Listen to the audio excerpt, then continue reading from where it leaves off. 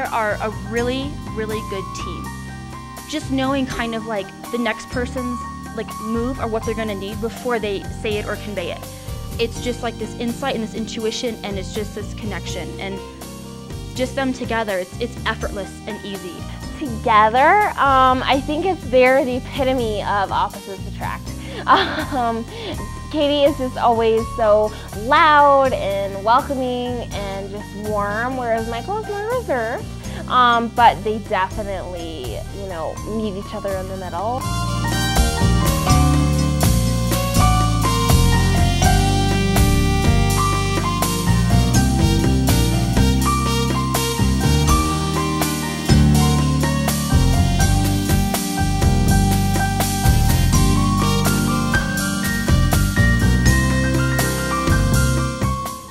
Michael's very reserved, and I kind of like the trickiness there. You got to work kind of hard to get to know him, and he's very kind.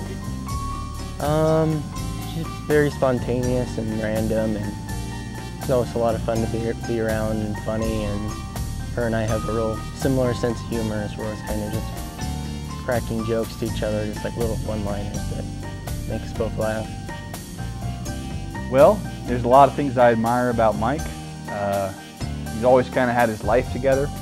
He's a very trustworthy guy, and I couldn't think of a better husband for Katie than Mike.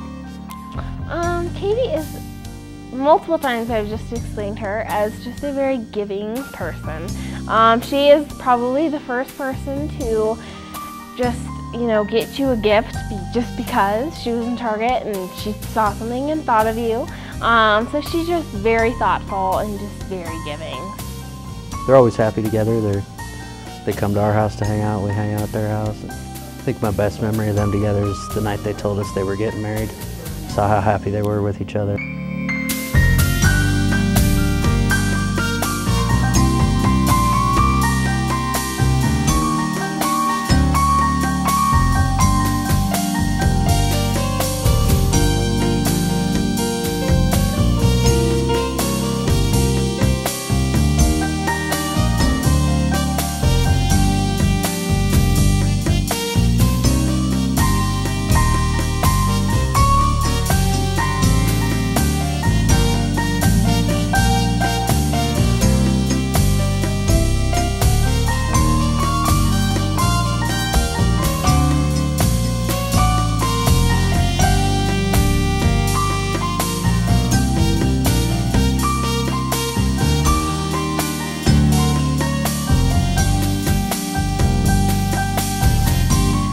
Friends will always, you know, call you out on your nonsense, and then also compliment you when you've done something right or when you need to improve on something. And I think that just makes them such a strong just union with friendship first, because you always see their friendship first and foremost, and I think that's so important. It's inspiring to see how it just works. There's no conflict, it's just this flow and just like this understanding, and it's priceless.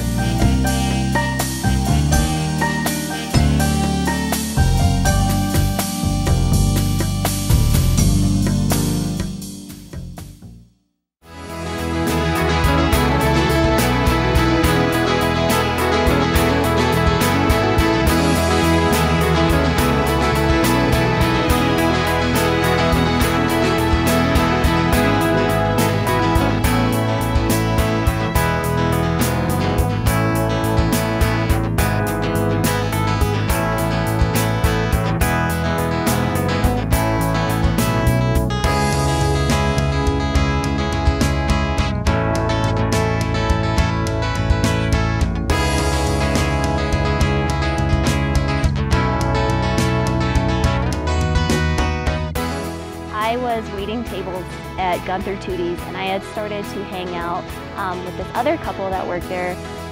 Their stage names were Chopper and Moxie, actual names Steve and Tara, and they were having a 4th of July party.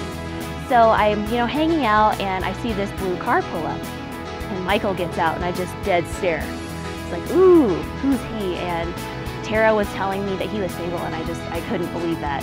When we first met, it was a 4th of July party at our mutual friend's house. It was Katie's coworker, and he's been my friend since probably 1st or 2nd grade.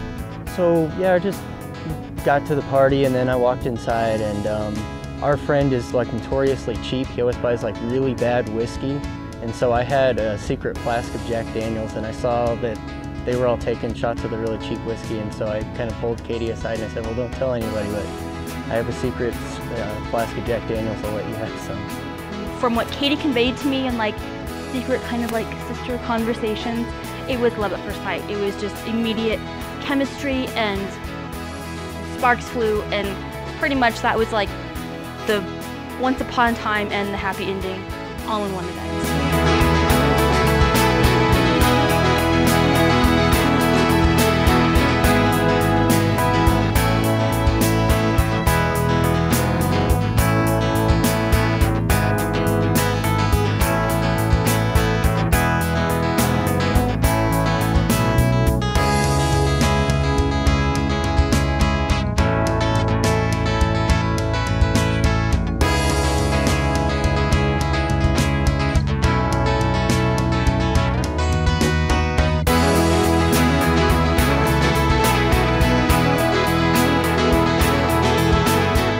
The first kiss was probably at the 4th of July party. It was really good. That one was kind of startling. We were sitting on the driveway, and this has been after we'd been hanging out most of the evening, and it was just kind of like he leaned in and I didn't turn away, and it was just kind of like a, oh my goodness, like we're kissing right now.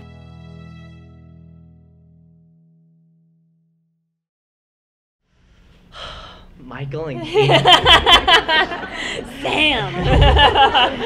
It's finally here. The wait is over. Within not weeks, not days, but in mere minutes, you guys will be married. Whee! Michael and Katie, just think of all the wonderful things that God has made on this planet. I mean, you got the sun, you got the moon, you got the stars, and of course, beer. Right? Cheers. So, just as he made these things, his divine fingerprints are all over marriage. Marriage existed since the very beginning when Adam and Eve united together in what the Bible calls a one-flesh union. Today, there will also be uniting of two peoples. There will be a uniting of an alien-believing, beer-making extraordinaire and an elbow-hating, Hello Kitty-loving, passionate woman together into one flesh. This is the wonderful journey of marriage, God's great gift to you, Michael, and to you, Katie. But on this journey, it's not all rainbows and butterflies. You may think of your marriage like an Olympian training for the gold. Just as an Olympic athlete goes through intense hardships, trials, and great sacrifice, marriage forces you to go through intense hardships, trials, and sacrifice. While you do have a best friend with you, you will also have a friend that knows you and reveals how deep your own depravity is. You guys will grow frustrated over little things like which way the toilet paper should go or who takes the trash out. But you'll also... That's right, good start, that's right. But you'll also grow frustrated over big things like money, time, intimacy, and communication. You will be bold in your love one day and see it fail in the next. Marriage quite simply reveals how selfish and weak you truly are. So, Michael, when you grow frustrated with Katie and feel wrong, it'd be easy for you to run away and blame her, but understand that you too are a sinner. Jesus did not run away from you. Instead, he ran towards you and loves you more than you deserve. In the same way, give Katie a love that she may not always deserve.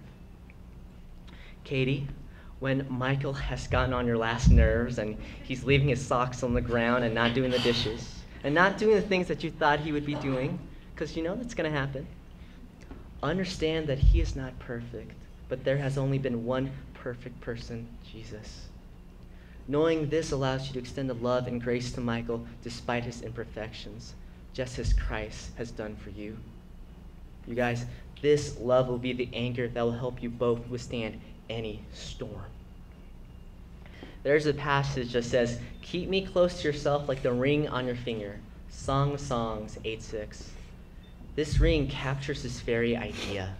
It tells each one of you that you are loved and no longer alone. There's one person in the world who will be loyal to you. Michael. Katie.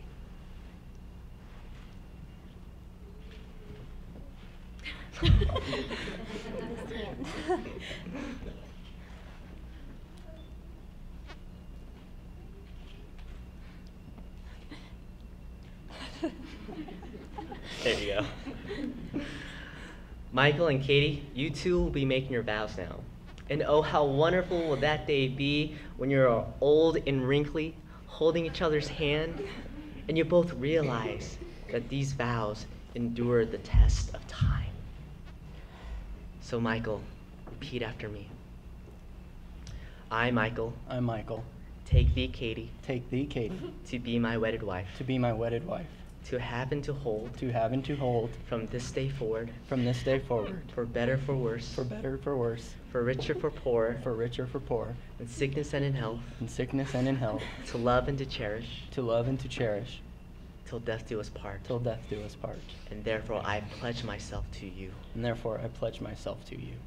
Katie, repeat after me.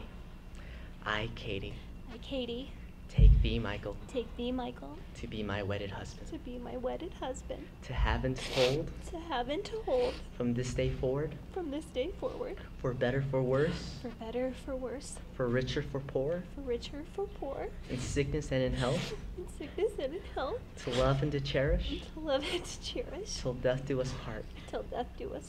And therefore I pledge myself to you. Ladies and gentlemen,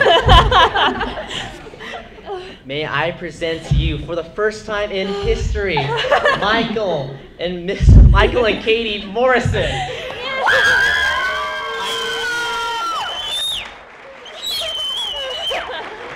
Michael, you may kiss your bride.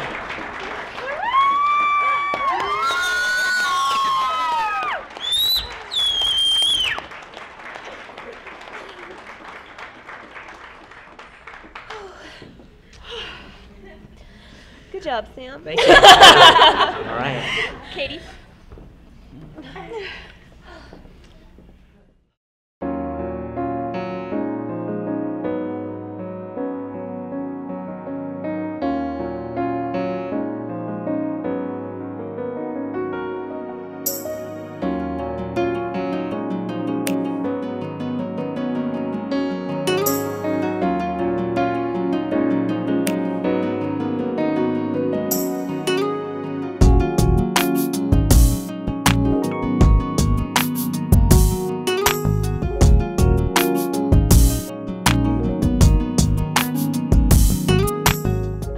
This was the biggest surprise ever because Michael had never even really wanted to talk about marriage. He was always kind of quiet about it and, well, we're happy the way we are now. And I was fine with that. I mean, if we had never gotten married, he'd still be the person I would be with until like I'm a little old lady. Yeah, I was just real nervous. I figured she would say yes, but there's kind of always the thought in the back of my mind that, well, maybe she won't, I don't know. We are both home brewers, and Michael had been oddly adamant about the beer we were making that weekend. And it was just kind of weird because usually he just kind of picks something, and he'd just been really busting my chops that I pick the beer. She always puts together the mash tun for home brewing, so she had assembled it, and so yeah, eventually she turned her head away for a second to look at the cat, and then I snuck it in there, and then I kept looking at it, and I told her, well, I don't think it's assembled right, maybe you should take a second look. Michael tells me, he's like, you did this wrong, you need to come and check it. And I was like, what? Like, there's no way I did that wrong. So I went over and I went to check it, and I looked down into it because it's like a tall cylindrical cooler. And there's a little necklace at the bottom with a little key on it. And I looked in, and in that time between looking in and looking over, Michael was on one knee. And he asked me to marry him. I didn't even say yes. I just pounced on him and I gave him a big kiss, and then I said yes. And then Michael and I made our beer and went ring shopping.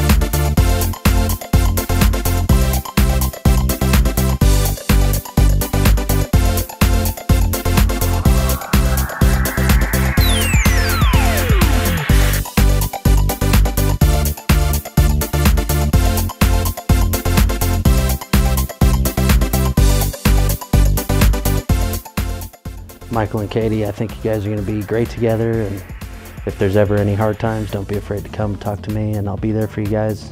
Even when you plan like a big event, like savor the little moments, because I feel like the little moments are the ones that are worth the most. I would just highly suggest Katie and Michael, just always keep the lines of communication open. I know that sounds so cheesy and just, you know, by the books relationship advice.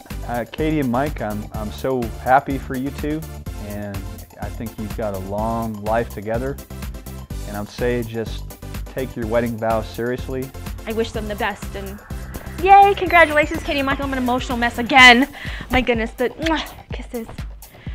And Katie, I love you very much, and I knew that I loved you the first day I met you, and I'm just very excited that we're going to spend the rest of our lives together. And in the summers, I love gardening with you and planting flowers and taking care of the tomatoes and the hops in the backyard. And yeah, I'm just very excited to marry you, and I've known for a while that I wanted to marry you, and sorry it took me so long to ask you. So, Michael, I love you very much, and I'm so excited to spend the rest of my life with you, and if we ever have babies, I just know you're going to be the best dad, and you're so smart and kind, and I can't wait for forever with you.